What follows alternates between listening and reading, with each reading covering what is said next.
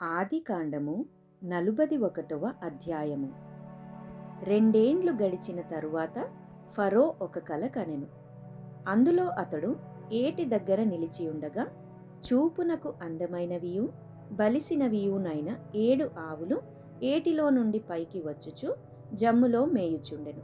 వాటి తరువాత చూపునకు వికారమైన చిక్కిపోయిన మరి 7 ఆవులు ఏటిలో నుండి పైకి వచ్చుచు ఏటి ఒడ్డున ఆ ఆవుల దగ్గర నిలుచుండెను. అప్పుడు చూపునకు వికారమైన చిక్కిపోయిన ఆ ఆవులు చూపునకు అందమైన బలిసిన ఆవులను తినివేయుచుండెను. అంతలో ఫరో మేలుకొనెను. అతడు నిద్రించి రెండవసారి కల కనెను. అందులో మంచి పుష్టిగల 7 వెన్నులు ఒక్కదంటున పుట్టుచుండెను. మరియు తూర్పు గాలి చేత చెడిపోయిన 7 పీల వెన్నులు వాటి తరువాత మొలిచెను. అప్పుడు నిండైన పుష్టిగల ఆ 7 వెన్నులను ఆ పీల వెన్నులు మ్రింగివేసెను. అంతలో ఫరో మేలుకొని అది కల అని గ్రహించెను. తెల్లవారినప్పుడు అతని మనస్సు కలవరపడెను గనుక అతడు ఐగుప్తు శకునగాండ్రనందరినీ అక్కడి విద్వాంసులనందరినీ పిలువనంపి ఫరో తన కలలను వివరించి వారితో చెప్పెను గాని ఫరోకు వాటి భావము తెలుపగలవాడెవడునూ లేకపోయెను. అప్పుడు పానదాయకుల అధిపతి, నేడు నా తప్పిదములను జ్ఞాపకము చేసుకొనుచున్నాను. ఫరో తన దాసుల మీద కోపగించి నన్నును భక్ష్యకారుల అధిపతిని మా ఉభయులను రాజ సంరక్షక సేనాధిపతి ఇంట కావలిలో ఉంచెను. ఒక రాత్రి నేను అతడు మేమిద్దరము కలలు కంటిమి. ఒక్కొక్కడు వేరువేరు భావములు గల కలలు చెరి ఒకటి కంటిమి. అక్కడ రాజ సంరక్షక సేనాధిపతికి దాసుడై ఉండిన యొక్క హెబ్రీ పడుచువాడు మాతో కూడా ఉండెను. అతనితో మా కలలను మేము వివరించి చెప్పినప్పుడు అతడు వాటి భావమును మాకు తెలిపెను. ఒక్కొక్కని కల చొప్పున దాని దాని భావమును తెలిపెను. అతడు మాకు ఏ భావము తెలిపెనో ఆయా భావముల చొప్పున జరిగెను. నా ఉద్యోగము నాకు మరలా ఇప్పించి భక్ష్యకారుని వ్రేలాడదీయించెనని ఫరోతో చెప్పగా ఫరో యోసేపును పిలువనంపెను. కాబట్టి చెరసాలలో నుండి అతని త్వరగా రప్పించిరి. అతడు క్షౌరము చేయించుకొని మంచి బట్టలు కట్టుకొని ఫరో యొద్దకు వచ్చెను. ఫరో యోసేపుతో, నేనొక కల కంటిని, దాని భావమును తెలుపగలవారెవరునూ లేరు. నీవు కలను విన్న ఎడల దాని భావమును తెలుపగలవని నిన్ను గూర్చి వింటినని అతనితో చెప్పినందుకు యోసేపు, నా వలన కాదు, దేవుడే ఫరోకు క్షేమకరమైన ఉత్తరమిచ్చునని ఫరోతో చెప్పెను. అందుకు ఫరో, నా కలలో నేను ఏటి ఒడ్డున నిల్చుంటిని. బలిసినవియు చూపునకందమైనవియునైన 7 ఆవులు ఏటిలో నుండి పైకి వచ్చి జమ్ములో మేయుచుండెను. మరియు నీరసమై బహువికార రూపము కలిగి చిక్కిపోయిన మరి 7 ఆవులు వాటి తరువాత పైకి వచ్చెను. వీటి అంత వికారమైనవి ఐగుప్తు దేశమందు ఎక్కడనూ నాకు కనబడలేదు. చిక్కిపోయి వికారముగానున్న ఆవులు బలిసిన మొదటి 7 ఆవులను తినివేశెను. అవి వాటి కడుపులో పడిను గాని అవి కడుపులో పడినట్టు కనబడలేదు. మొదట ఉండినట్లే అవి చూపునకు వికారముగా నుండెను. అంతలో నేను మేలుకొంటిని. మరియు నా కలలో నేను చూడగా పుష్టిగల 7 మంచి వెన్నులు ఒక్కదంటున పుట్టెను. మరియు తూర్పు గాలి చేత చెడిపోయి ఎండిన 7 పీల వెన్నులు వాటి తరువాత మొలిచెను. ఈ పీల వెన్నులు ఆ మంచి వెన్నులను మ్రింగివేసెను. ఈ కలను జ్ఞానులకు తెలియచెప్పి తిని గాని దాని భావమును తెలుపగలవారెవరునూ లేరని అతనితో చెప్పెను. అందుకు యోసేపు, ఫరో కనిన కల ఒక్కటే, దేవుడు తాను చేయబోవుచున్నది ఫరోకు తెలియచేసెను. ఆ 7 మంచి ఆవులు 7 సంవత్సరములు, ఆ 7 మంచి వెన్నులను 7 సంవత్సరములు. కల ఒక్కటే. వాటి తరువాత చిక్కిపోయి వికారమై పైకి వచ్చిన 7 ఆవులను 7 సంవత్సరములు. తూర్పు గాలి చేత చెడిపోయిన 7 పీల వెన్నులు కరువుగల 7 సంవత్సరములు. నేను ఫరోతో చెప్పు మాట ఇదే, దేవుడు తాను చేయబోవుచున్నది ఫరోకు చూపించెను. ఇదిగో ఐగుప్తు దేశమందంతటను బహు సమృద్ధిగా పంట పండు 7 సంవత్సరములు వచ్చుచున్నవి. మరియు కరువు గల 7 సంవత్సరములు వాటి తరువాత వచ్చును. అప్పుడు ఐగుప్తు దేశమందు ఆ పంట సమృద్ధి యావత్తును మరువబడును. ఆ కరువు దేశమును పాడుచేయును.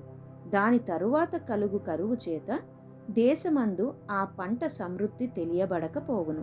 ఆ కరువు మిక్కిలి భారముగా నుండును. ఈ కార్యము దేవుని వలన నిర్ణయింపబడి ఉన్నది. ఇది దేవుడు శీఘ్రముగా జరిగించును. అందుచేతనే ఆ కల ఫరోకు రెట్టింపబడెను. కాబట్టి ఫరో వివేక జ్ఞానము గల ఒక మనుష్యుని చూచుకొని ఐగుప్తు దేశము మీద అతన్ని నియమింపవలెను. ఫరో అట్లు చేసి ఈ దేశము పైన అధిపతులను నియమించి సమృద్ధిగా పంట పండు 7 సంవత్సరములలో ఐగుప్తు దేశమంతటను 5వ భాగము తీసుకొనవలెను. రాబోవు ఈ మంచి సంవత్సరములలో దొరుకు ఆహారం అంతయు సమకూర్చి ఆ ధాన్యము ఫరో చేతికి అప్పగించి ఆయా పట్టణములలో ఆహారమునకు భద్రము చేయవలెను.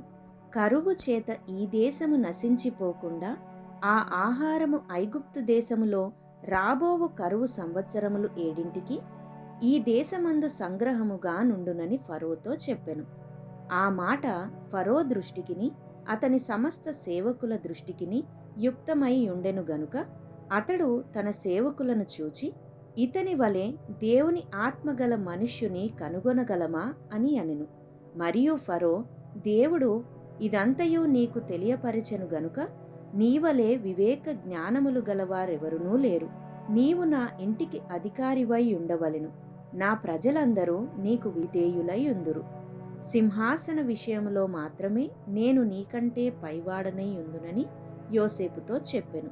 మరియు ఫరో, చూడుము, ఐగుప్తు దేశమంతటి మీద నిన్ను నియమించియున్నానని యోసేపుతో చెప్పెను. మరియు ఫరో తన చేతినున్న తన ఉంగరము తీసి యోసేపు చేతిని పెట్టి సన్నపు నారబట్టలు అతనికి తొడిగించి అతని మెడకు బంగారు గొలుసు వేసి తన 2వ రథము మీద అతని నెక్కించెను. అప్పుడు వందనము చేయుడని అతని ముందర జనులు కేకలు వేసిరి. అట్లు ఐగుప్తు దేశమంతటి మీద అతని నియమించెను. మరియు ఫరో యోసేపుతో, ఫరోను నేనే, అయినను నీ సెలవు లేక ఐగుప్తు దేశమందంతటను ఏ మనుష్యుడును తన చేతినైనను కాలినైనను ఎత్తకూడదని చెప్పెను. మరియు ఫరో యోసేపునకు జప్నత్పనేహు అను పేరు పెట్టి అతనికి ఓను యొక్క యాజకుడైన పోతీఫెర కుమార్తెయగు ఆసెనతునిచ్చి పెండ్లి చేసెను. యోసేపు బయలుదేరి ఐగుప్తు దేశమందంతటా సంచరించెను. యోసేపు ఐగుప్తు రాజైన ఫరో ఎదుట నిలిచినప్పుడు 30 సంవత్సరముల వాడై ఉండెను.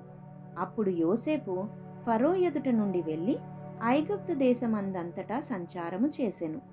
సమృద్ధిగా పంట పండిన 7 సంవత్సరములలో భూమి బహు విరివిగా పండెను. ఐగుప్తు దేశమందున్న 7 సంవత్సరముల ఆహారమంతయు అతడు సమకూర్చి ఆయా పట్టణములలో దాని నిలువ చేసెను. ఏ పట్టణము చుట్టూ నుండు పొలం యొక్క ధాన్యము ఆ పట్టణమందే నిలువ చేసెను. యోసేపు సముద్రపు ఇసుక వలె అతి విస్తారముగా ధాన్యము పోగు చేసెను. కొలుచుట అసాధ్యమాయను గనుక కొలుచుట మానివేసెను. కరువు సంవత్సరములు రాకమునుపు యోసేపుకిద్దరు కుమారులు పుట్టిరి. ఓను యొక్క యాజకుడైన పోతీఫెర కుమార్తెయగు ఆసెనతు అతనికి వారిని కనెను. అప్పుడు యోసేపు, దేవుడు నా సమస్త బాధను నా తండ్రి ఇంటి వారినందరినీ నేను మరచిపోవునట్లు చేసెనని చెప్పి తన జ్యేష్ఠ కుమారునికి మనష్షే అను పేరు పెట్టెను. తరువాత అతడు, నాకు బాధ కలిగిన దేశమందు దేవుడు నన్ను అభివృద్ధి పొందించెనని చెప్పి 2వ వానికి ఎఫ్రాయిము అను పేరు పెట్టెను. ఐగుప్తు దేశమందు సమృద్ధిగా పంట పండిన సంవత్సరములు గడిచిన తరువాత యోసేపు చెప్పిన ప్రకారము 7 కరువు సంవత్సరములు ఆరంభమాయెను గాని ఐగుప్తు దేశమందంతటను ఆహారం ఉండెను. ఐగుప్తు దేశమందంతటను కరువు వచ్చినప్పుడు ఆ దేశస్థులు ఆహారము కోసము ఫరోతో మొరపెట్టుకొనిరి. అప్పుడు ఫరో, మీరు యోసేపు నొద్దకు వెళ్ళి అతడు మీతో చెప్పునట్లు చేయుడని ఐగుప్తీయులందరితో చెప్పెను. కరువు ఆ దేశమందంతటను ఉండెను గనుక యోసేపు కొట్లన్నీయు విప్పించి ఐగుప్తీయులకు ధాన్యమమ్మకము చేసెను. ఐగుప్తు దేశమందు ఆ కరువు భారముగా ఉండెను. మరియు ఆ కరువు ప్రతి దేశమందు భారమైనందున సమస్త దేశస్థులు యోసేపు నొద్ద ధాన్యము కొనుటకు ఐగుప్తునకు వచ్చిరి. ఆదికాండము 42వ అధ్యాయము. ధాన్యము ఐగుప్తులోనున్నదని యాకోబు తెలుసుకొనినప్పుడు, మీరేల ఒకరి ముఖము ఒకరు చూచుచున్నారని తన కుమారులతో అనెను. మరియు అతడు, చూడుడి, ఐగుప్తులో ధాన్యమున్నదని వింటిని.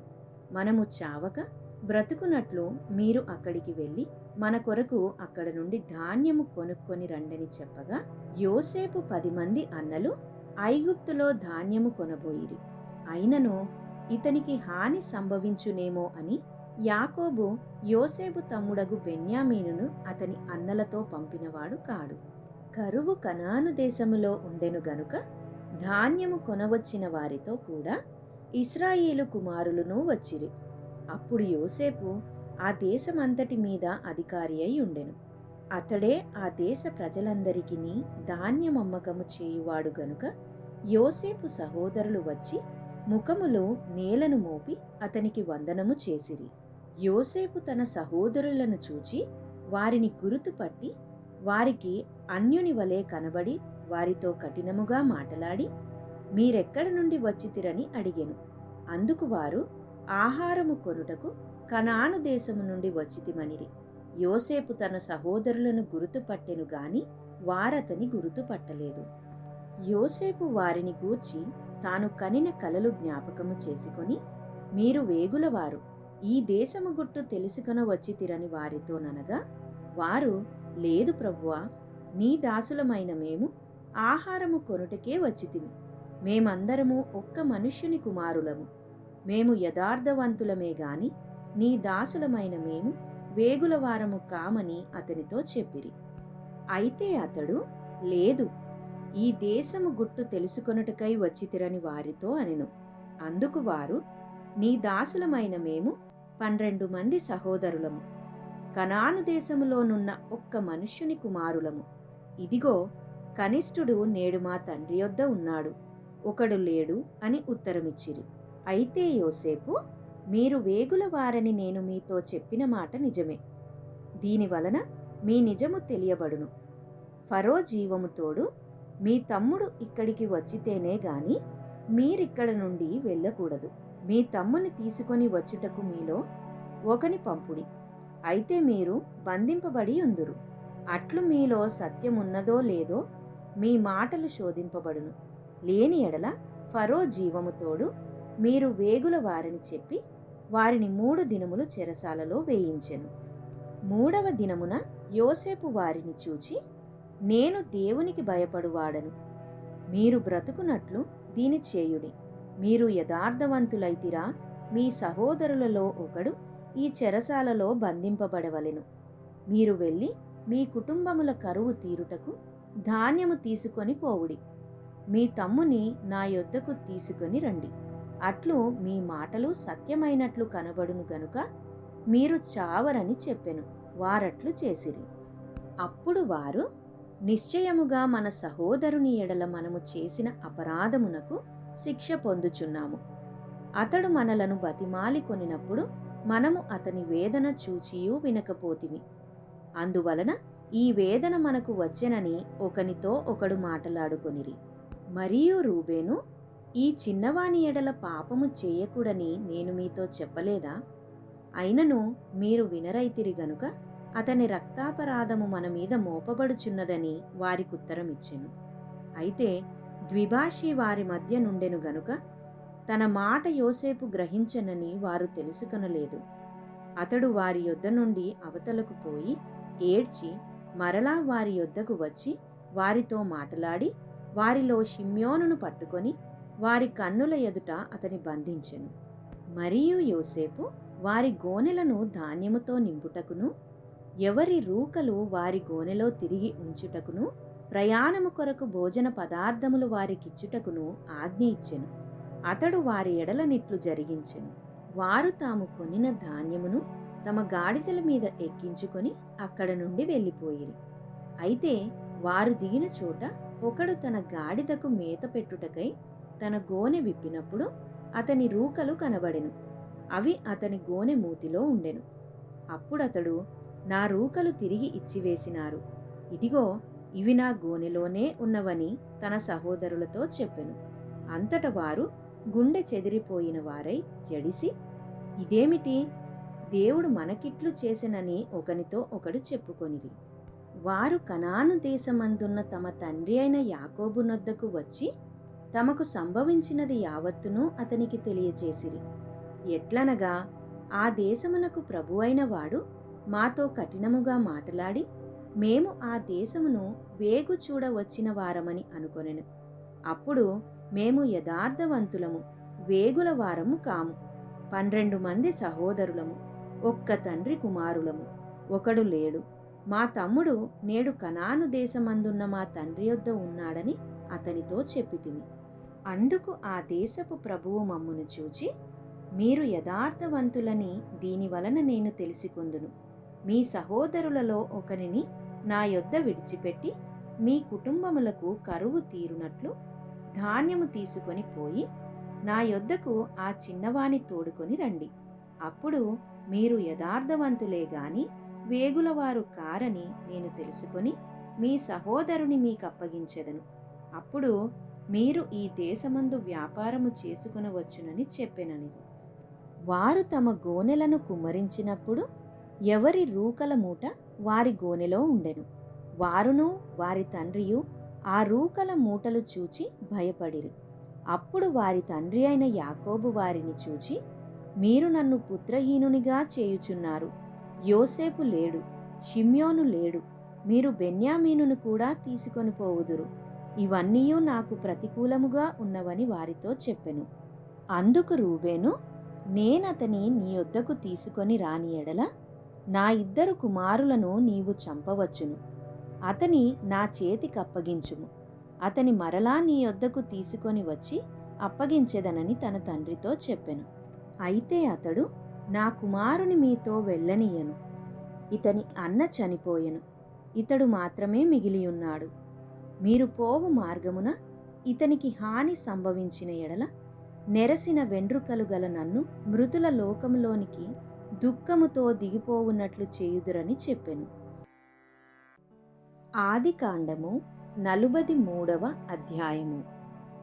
ఆ దేశమందు కరువు భారముగా ఉండెను గనుక వారు ఐగుప్తు నుండి తెచ్చిన ధాన్యము తినివేసిన తరువాత వారి తండ్రి, మీరు మరలా వెళ్ళి మన కొరకు కొంచెము ఆహారము కొనుడని వారితో అనగా, యూదా అతని చూచి, ఆ మనుష్యుడు మీ తమ్ముడు, మీతో ఉంటేనే గాని మీరు నా ముఖము చూడకూడదని మాతో గట్టిగా చెప్పెను.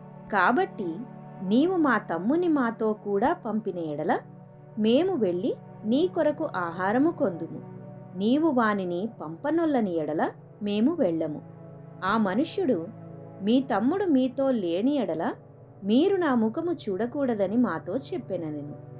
అందుకు ఇశ్రాయేలు, మీకు ఇంకొక సహోదరుడు కలడని మీరు ఆ మనుష్యునితో చెప్పి నాకు ఇంత శ్రమ కలుగజేయనేలా అనగా, వారు, ఆ మనుష్యుడు మీ తండ్రి ఇంకా సజీవుడై ఉన్నాడా, మీకు సహోదరుడు ఉన్నాడా అని మమ్మును గూర్చియు మా బంధువులను గూర్చియు ఖండితముగా అడిగినప్పుడు మేము ఆ ప్రశ్నలకు తగినట్టు అతనికి వాస్తవము తెలియజెప్పితిమి. మీ సహోదరుని తీసుకొని రండని అతడు చెప్పునని మాకెట్లు తెలియననిరి. యూదా తన తండ్రి అయిన ఇశ్రాయేలును చూచి, ఆ చిన్నవానిని నాతో కూడా పంపుము, మేము లేచి వెళ్ళుదుము. అప్పుడు మేమే కాదు, నీవును మా పిల్లలను చావక బ్రతుకుదుము. నేను అతని గూర్చి పూటపడుదును, నీవు అతని గూర్చి నన్ను అడుగవలెను. నేను అతని తిరిగి నీ యొద్దకు తీసుకొని వచ్చి నీ ఎదుట నిలువబెట్టని ఎడల ఆ నింద నా మీద ఎల్లప్పుడూ ఉండును. మాకు తడవు కాకపోయిన ఎడల ఈ పాటికి 2వ మారు తిరిగి వచ్చియుందుమని చెప్పగా, వారి తండ్రి అయిన ఇశ్రాయేలు వారితో, అట్లైన మీరీలాగు చేయుడి.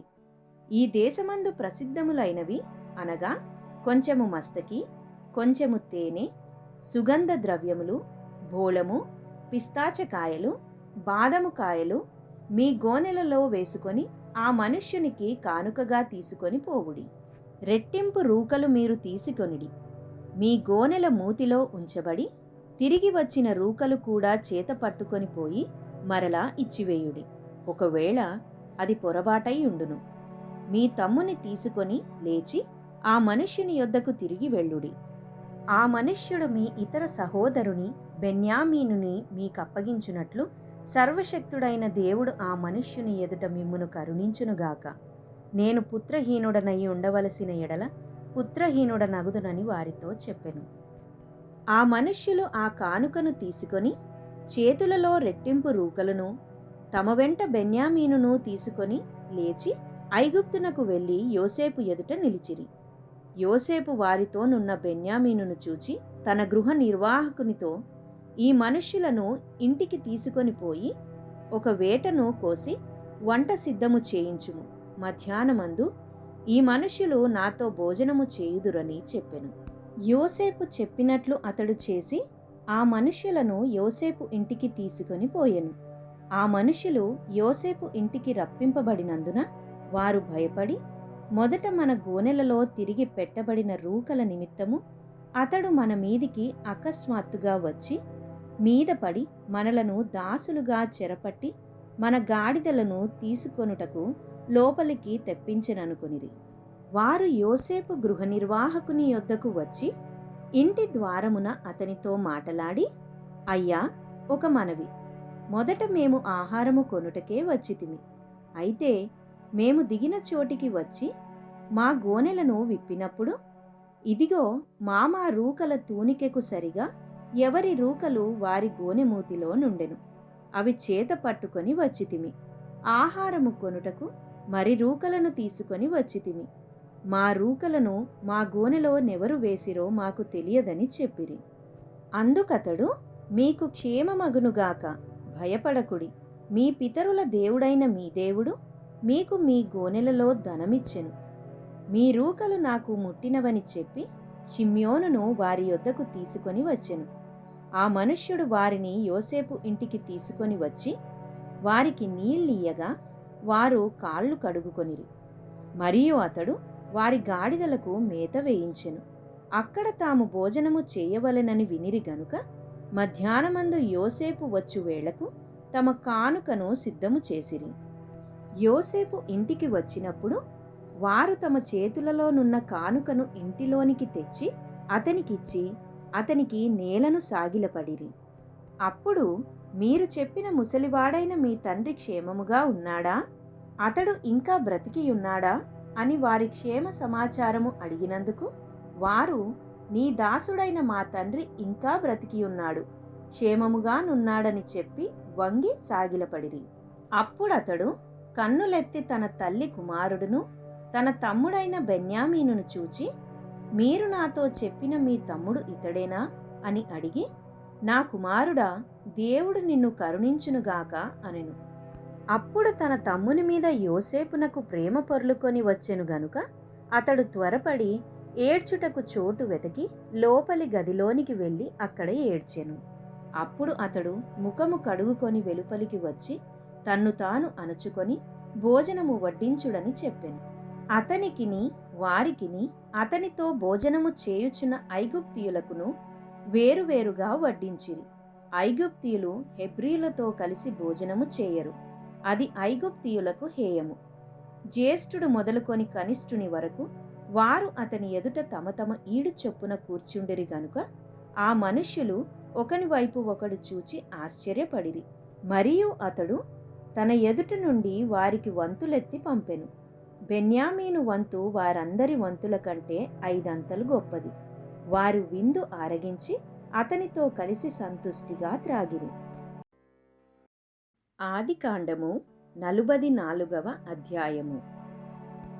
యోసేపు ఆ మనుష్యుల గోనెలు పట్టినంత ఆహార పదార్థములతో వాటిని నింపి ఎవరి రూకలు వారి గోనె మూతిలో పెట్టుమనియు, కనిష్ఠుని గోనె మూతిలో తన వెండి గిన్నెను అతని ధాన్యపు రూకలను పెట్టుమనియు తన గృహ నిర్వాహకునికి ఆజ్ఞాపింపగా యోసేపు చెప్పిన మాటల చొప్పున అతడు చేసెను. తెల్లవారినప్పుడు ఆ మనుష్యులు తమ గాడిదలతో కూడా పంపివేయబడిరి. వారు ఆ పట్టణము నుండి బయలుదేరి ఎంతో దూరము వెళ్ళక మునుపు యోసేపు తన గృహ నిర్వాహకుని చూచి, నీవు లేచి ఆ మనుష్యుల వెంటబడి వెళ్ళి వారిని కలిసికొని, మీరు మేలుకు కీడు చేయనేలా? దేనితో నా ప్రభువు పానము చేయునో, దేని వలన అతడు శకునములు చూచునో అది ఇదే కదా. మీరు దీని చేయుట వలన కాని పని చేసితిరని వారితో చెప్పుమనెను. అతడు వారిని కలుసుకొని ఆ మాటలు వారితో చెప్పినప్పుడు వారు, మా ప్రభువు ఇట్లు మాటలాడనేలా? ఇట్టి పని చేయుట నీ దాసులకు దూరమవునుగాక. ఇదిగో, మా గోనెల మూతులలో మాకు దొరికిన రూకలను కనాను దేశంలో నుండి తిరిగి తీసుకొని వచ్చితిమి. నీ ప్రభువు ఇంటిలో నుండి మేము వెండినైనను బంగారమునైనను ఎట్లు దొంగిలుదుము? నీ దాసులలో ఎవరి యొద్ద అది దొరుకునో వాడు చచ్చునుగాక. మరియు మేము మా ప్రభువునకు దాసులముగా నుందుమని అతనితో అనిరి. అందుకతడు, మంచిది, మీరు చెప్పినట్టే కానియుడి. ఎవరి యొద్ద అది దొరుకునో అతడే నాకు దాసుడగును. అయితే మీరు నిర్దోషులగుదురని చెప్పెను. అప్పుడు వారు త్వరపడి ప్రతివాడు తన గోనెను క్రిందికి దించి దానిని విప్పెను. అతడు పెద్దవాడు మొదలుకొని చిన్నవాని వరకు వారిని సోదా చూడగా ఆ గిన్నె బెన్యామీను గోనెలో దొరికెను.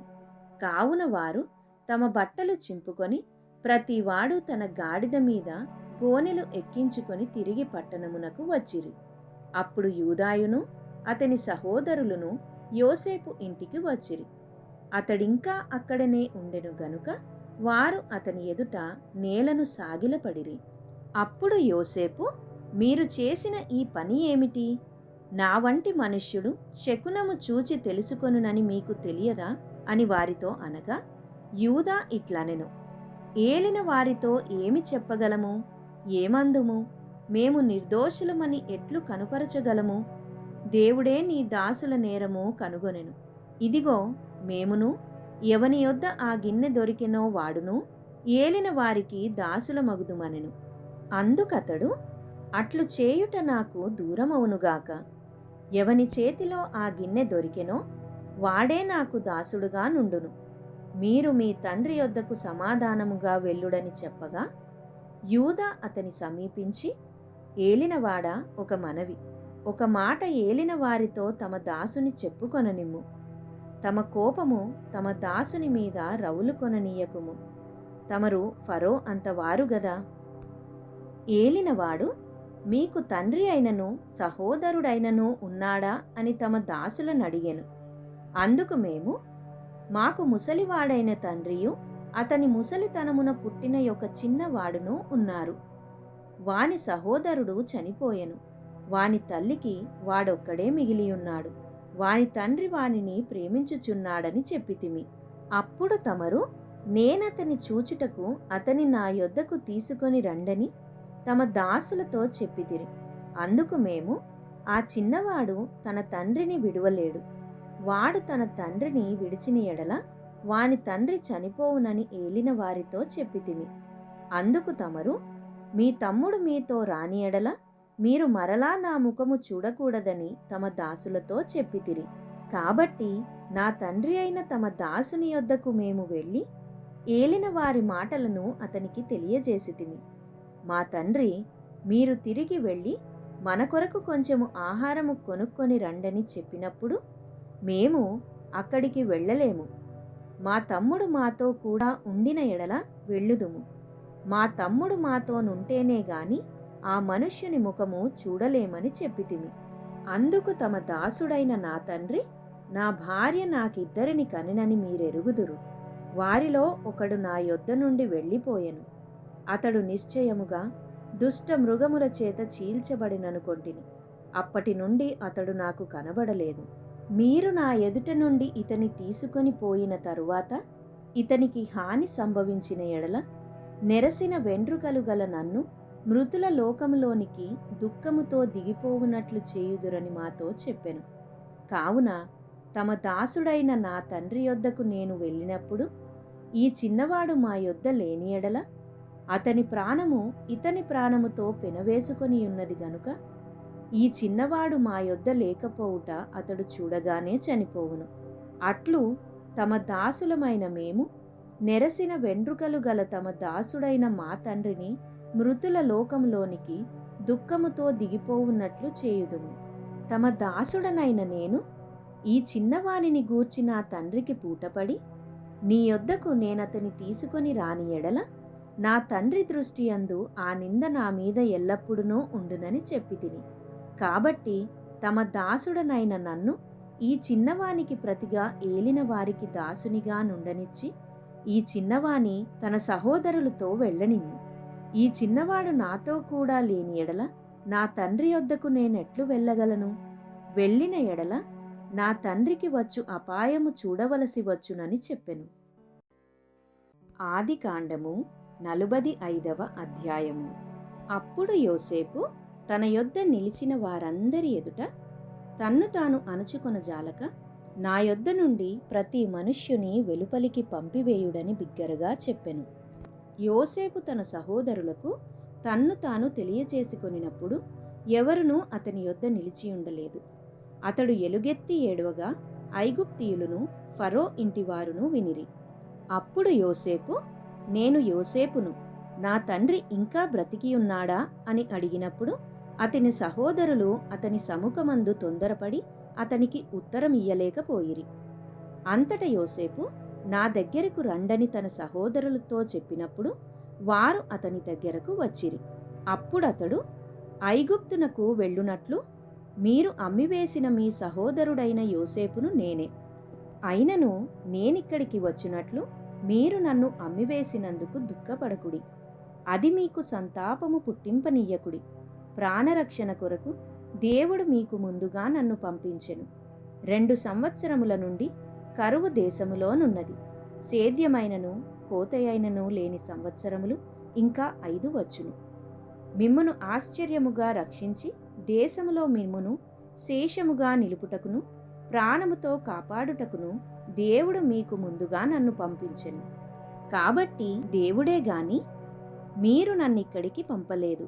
ఆయన నన్ను ఫరోకు తండ్రిగాను అతని ఇంటి వారికందరికీ ప్రభువుగాను ఐగుప్తు దేశమంతటి మీద ఏలికగాను నియమించెను. మీరు త్వరగా నా తండ్రి యొద్దకు వెళ్ళి అతనితో, నీ కుమారుడైన యోసేపు, దేవుడు నన్ను ఐగుప్తు దేశమంతటికీ ప్రభువుగా నియమించెను. నా యొద్దకు రమ్ము, అక్కడ ఉండవద్దు. నీవు గోషేను దేశమందు నివసించెదవు.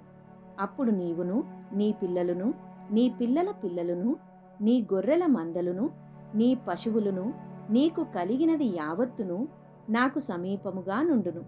ఇకను 5 కరువు సంవత్సరములు వచ్చును గనుక నీకును నీ ఇంటి వారికిని నీకు కలిగినదంతటికిని పేదరికము రాకుండా అక్కడ నిన్ను పోషించదనన్నాడని చెప్పుడి.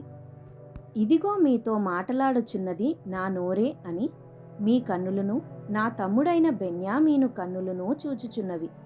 ఐగుప్తులో నాకు కలిగిన సమస్త ఘనతను మీరు చూచినది యావత్తును నా తండ్రికి తెలియజేసి త్వరగా నా తండ్రిని ఇక్కడికి తీసుకొని రండని తన సహోదరులతో చెప్పి తన తమ్ముడైన బెన్యామీను మెడ మీద పడి ఏడ్చెను. బెన్యామీను అతని మెడ మీద పడి ఏడ్చెను. అతడు తన సహోదరులందరినీ ముద్దు పెట్టుకొని వారి మీద పడి ఏడ్చిన తరువాత అతని సహోదరులు అతనితో మాటలాడిరి. యోసేపు యొక్క సహోదరులు వచ్చిన వర్తమానము ఫరో ఇంటిలో వినబడెను.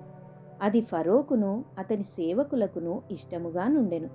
అప్పుడు ఫరో యోసేపుతో ఇట్లనెను, నీవు నీ సహోదరులను చూచి మీరీలాగు చేయుడి. మీ పశువుల మీద బరువులు కట్టి కనాను దేశమునకు వెళ్ళి మీ తండ్రిని మీ ఇంటివారిని వెంటబెట్టుకొని నా యొద్దకు రండి. ఐగుప్తు దేశమందలి మంచి వస్తువులను మీకిచ్చెదను. ఈ దేశము యొక్క సారము మీరు అనుభవించెదరు. నీకు ఆజ్ఞ అయినది గదా, దీని చేయుడి. మీ పిల్లల కొరకును మీ భార్యల కొరకును ఐగుప్తులో నుండి బండ్లను తీసుకొని పోయి మీ తండ్రిని వెంటబెట్టుకొని రండి. ఐగుప్తు దేశమంతటిలోనున్న మంచి వస్తువులు మీవే అగును గనుక మీ సామాగ్రిని లక్ష్య పెట్టకుడని చెప్పుమనగా ఇశ్రాయేలు కుమారులు అలాగుననే చేసిరి. యోసేపు ఫరో మాట చొప్పున వారికి బండ్లను ఇప్పించెను, మార్గమునకు ఆహారము ఇప్పించెను. అతడు వారికి 2 దుస్తుల బట్టలు ఇచ్చెను.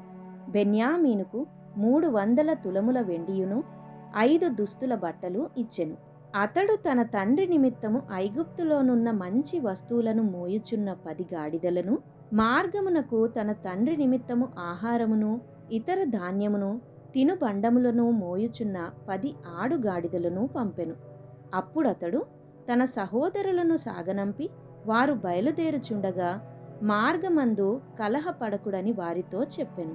వారు ఐగుప్తు నుండి బయలుదేరి కనాను దేశమునకు తన తండ్రి అయిన యాకోబు నద్దకు వచ్చి, యోసేపు ఇంకా బ్రతికియుండి ఐగుప్తు దేశమంతటినీ ఏలుచున్నాడని అతనికి తెలియచేసిరి. అయితే అతడు వారి మాట నమ్మలేదు గనుక అతడు నిశ్చేష్టుడాయెను. అప్పుడు వారు యోసేపు తమతో చెప్పిన మాటలన్నిటినీ అతనితో చెప్పిరి. అతడు తన్ను ఎక్కించుకొని పోవుటకు యోసేపు పంపిన బండ్లు చూచినప్పుడు వారి తండ్రి అయిన యాకోబు ప్రాణము తెప్పరిల్లెను. అప్పుడు ఇశ్రాయేలు, ఇంతే చాలును, నా కుమారుడైన యోసేపు ఇంకా బ్రతికి ఉన్నాడు, నేను చావక మునుపు వెళ్ళి అతని చూచెదనని చెప్పెను.